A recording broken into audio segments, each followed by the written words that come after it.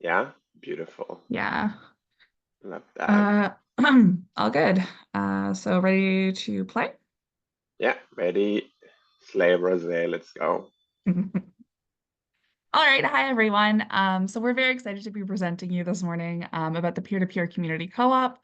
We're coming to you from so-called Vancouver on the unceded territory of the Musqueam, Squamish, and Tsleil-Waututh Nations. And it's a little early, but it's also, we're fresh off the conference mixer we hosted last night. So I think we're both a little more tired than usual, but are going to do our best to stay on topic and keep it fun. So my name is Katie. I'm a former nonprofit administrator and current frontline harm reduction worker, and I've been involved in grassroots organizing around tenants' rights and encampment support and advocacy for the past 5 or so years in Vancouver. I'm currently one of two coordinators at the peer-to-peer community co-op and a board member, and I'll let my co-conspirator, Liness, introduce herself.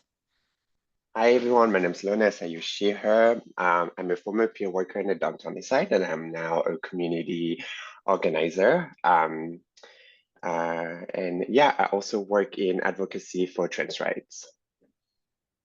So the peer-to-peer beginnings aren't much different than many worker co-ops. Many co-op origin stories, we were continually frustrated with what was being offered to us within the traditional employment structure. For us, it was nonprofit specific, and we wanted to be part of shaping our own future and be active in an organization as key decision makers. To best understand our co-op, we have to explain what it means to be a peer.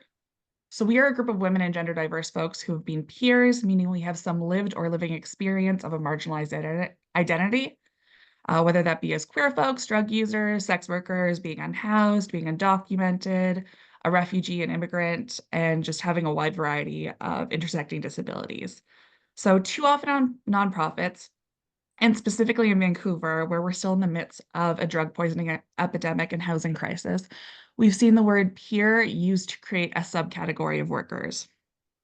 Organizations hire folks with lived experience and of marginalized identities and exploit them. Some have used the term peer to justify outrageously low pay, as low as $6 an hour, sometimes paid in gift cards, and precarious working conditions with little to zero professional development.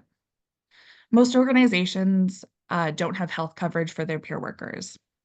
So our mission is to mobilize the peer workforce that already exists and advocate for better working conditions, as well as involve community members in all levels of decision making in our organization and advise other organizations on how to do the same.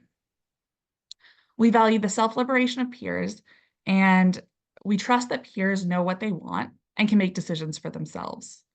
We're there to support and build capacity, not to tell them what they need. And I'll pass it over to Liness.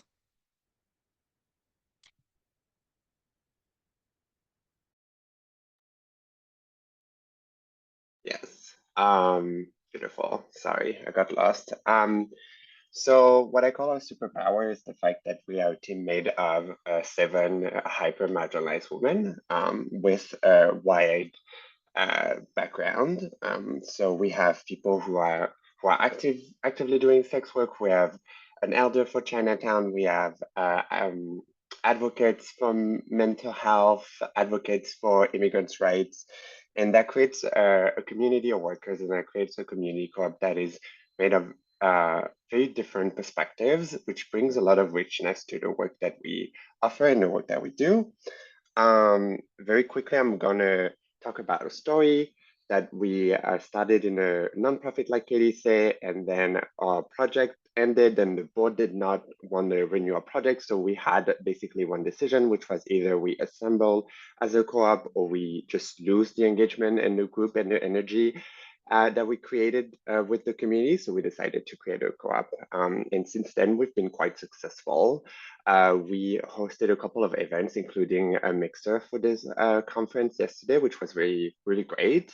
We hosted the Healing and Community event when we had people from the community come together outside and practice Tai Chi and yoga to heal from gender-based violence. And we've been doing quite a few public speaking opportunities as well to try to change people's mind about what peer working is and what people with lived experience can accomplish in a formal setting. Yeah. And I think that's about it for us. Thank you so much. That is awesome. Thank you so much. I'm gonna do a little reaction on behalf of everyone. Otherwise, we would have a screen full of hearts.